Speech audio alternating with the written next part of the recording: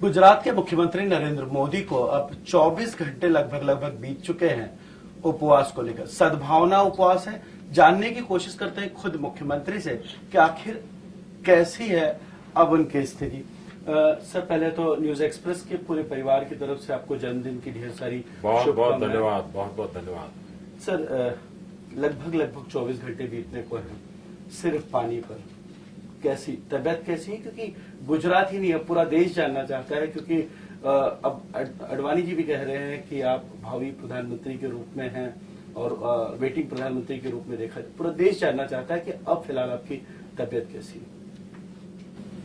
मेरे लिए अनशन एक नई चीज नहीं है, मैं इसका आदी हूं और बहुत लंबे अरसे तक मैं जो पानी पर रहने का मेरा रहता है और साल में 2-3 बार मैं ऐसा करता हूं, इसलिए मेरे लिए वो कोई बात, इसलिए मुझे कुछ लग ही नहीं रहा है कि मैं कोई 24 घंटे में पानी खाया नहीं खाया, कुछ लग नहीं रहा। बहुत ही रूटीन लाइफ है मेरा।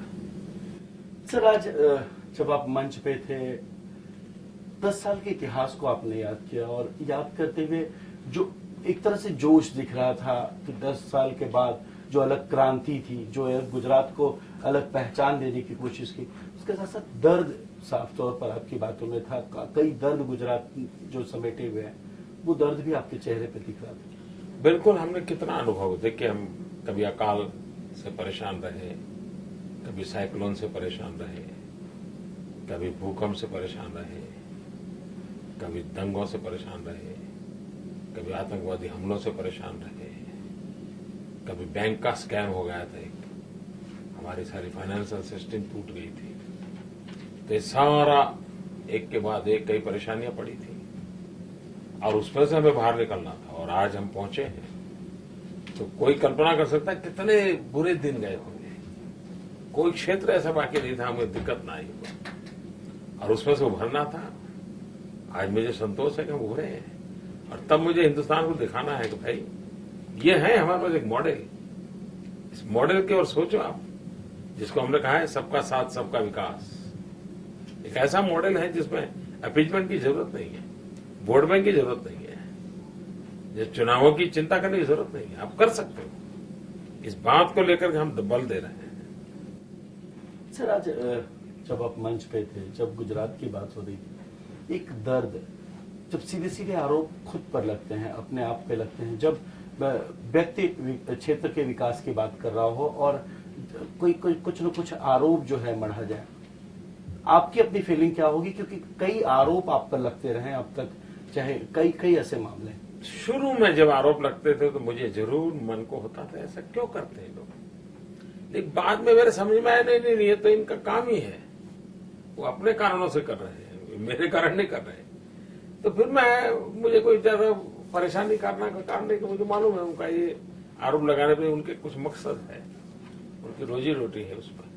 तो क्या ये वही लोग हैं जब आप उपवास पे बैठते हैं, सद्भावना उपवास पे, तो वो भी सड़क पर बैठ जाते हैं उपवास के लिए? मैं किसी की आलोचना नहीं करता, जिसको जो रास्ता सूझे, डेमोक्रेसी है, किया होगा, मैं क्यों आलोचना करूं। सर, गुजरात के और कितना विकास अभी आपके नजरिए से, क्योंकि काफी दूरदृष्टि रही है आपकी, और गुजरात कहां जाएगा विकास के क्षेत्र में अब तक? ये बात सही है कि आज हिंदुस्तान में गुजरात के विकास को नंबर 1 माना जाता है।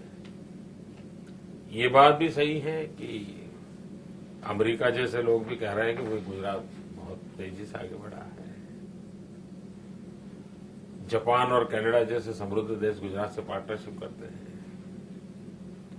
चाइना गुजरात को अपने यहां निमंत्रित करता है। तो इसका मतलब गुजरात पर बहुत कुछ ऐसा लोग मानना बहुत स्वाभाविक है। लेकिन मेरे नजरिए से मैं कहूंगा अभी तो शुरू हुआ है। ये जो इतना बड़ा दिखता है मेरे लिए तो शुरू हुआ है। बहुत कुछ करना है, स्काई द लिमिट, हर क्षेत्र में करना है और विश्व के समृद्ध देशों से भी हमें आगे निकलना है। सर, आज जब बात कर रहे थे आप गुजरात के साथ साथ देश की बात हुई, आपको क्या लगता है देश में किस विकास की जरूरत है, किस स्तर की जरूरत है, जिस चीज को अगर लाया जाए तो देश का विकास सही मायने में हो पाएगा और कहीं ना कहीं वो जरूरी है देश के लिए? देखिए, गुजरात मॉडल को आप स्वीकार कर सकते हो। गुजरात मॉडल ने एक सर्वांगीण विकास का मॉडल अपनाया है। देखिए, हिंदुस्तान का दुर्भाग्य कैसा है कि अगर इंडस्ट्रियल डेवलपमेंट होता है तो एग्रीकल्चर सेक्टर वीक होता है, जमीन खेती की कम हो जाती है।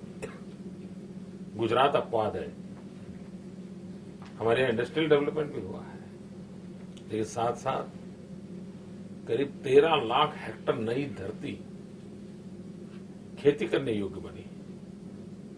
ये बड़ा यूनिक एग्जाम्पल है। तो हम खेती का भी विकास किया है, खेत उत्पादन में भी हम आगे बढ़े हैं, इंडस्ट्री का भी डेवलपमेंट किया है, रोजगार देने में भी आगे बढ़े हैं। तो हम तो हर क्षेत्र में आगे बढ़ना चाहते हैं। सर, जहां अब देश की अगर बात हुई, आज आडवाणी जी अपने ब्लॉग में लिखते हैं कि वेटिंग पीएम के रूप में जो है आपको देखा जाना चाहिए। ये सपने की बात नहीं है, काफी कुछ सच्चाई भी है, क्योंकि जो स्थिति अब धीरे धीरे बन रही है, आज एनडीए के घटक दलों के काफी कुछ हिस्सा जो है आपके साथ बैठा रहा। कैसे देखते हैं आप इस पूरी कवायद को जो आज देखी गई है? और वैसे भी भाजपा भी चाहती है कि राष्ट्रीय राजनीति में जो है अब आप जैसे मतलब एक मॉडल चेहरे को जो है सामने लाया जाए, तो इस पूरी कवायद को किस तरह से देखते हैं? पहली बात है कि दो चीजें आप अलग कीजिए। सद्भावना मिशन का मेरा अनशन और ये कार्यक्रम एक विकास के मॉडल को लेकर के है। जिनके पास समय था वो आ पाए, यहां तक इस बात को सीमित रखें। जहां तक दूसरा विषय आडवाणी जी के ब्लॉग का वगैरह जो है, उसका जवाब तो आडवाणी जी दे सकते हैं, मैं तो दे नहीं सकता उसका जवाब। वरिष्ठ नेता के रूप में अगर वो बातें रखते हैं तो कितनी स्वीकार्य होगी? क्योंकि जिस तरह से उन्होंने काफी कुछ उम्मीदें रखी है उसमें। ऐसा है कि ये सवाल बड़ा लोडेड है। अगर कोई इसके लिए हाँ जवाब दे तो भी बड़ा तूफान खड़ा होगा, कोई ना जवाब दे तो भी तूफान खड़ा होगा। और इसलिए मैं समझता हूं समझदारी उसमें है कि जब लोड़े सवाल आते हैं तो मौन हो जाना,